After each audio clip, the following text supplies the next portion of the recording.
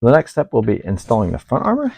So that's the TPU that goes in the front of this, and does this type of assembly does a lot of things for you. It makes it very easy to assemble things into the bot before putting this on.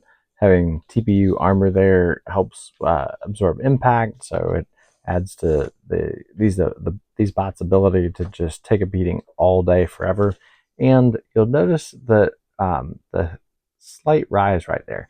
That is actually really important, because what happens is if your ground isn't perfectly even and your chassis perfectly flat, if you end up with 4 things touching the ground at the same time, you'll always have a crossweight, is what they call it, where you'll really only have 3 that have near even pressure. At least one of those will be different, or you'll have a diagonal that has more than the other diagonal. So often that is visible in bots that don't drive well. They tend to always veer off to one side, and no amount of trimming can fix that. So to prevent that, often you'll have an intentional third point of contact where you have very even pressure between the 2 tires and the single point in the front, instead of letting it be 2 of these where often they'll be picking one up and then it won't drive straight. So our next step will be installing that front plate, and generally we only install the bottom screws in this one.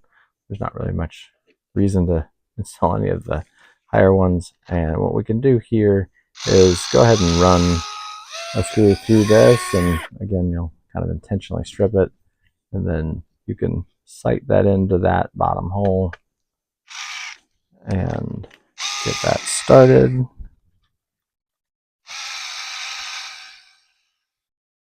We'll run that down until it's snug, and then we can sight through the next one. And this is the nice thing about working with TPU, is it's flexible enough that it makes a lot of things like this pretty easy to get the screw through there, and then make sure that it's lining up, and then run it in.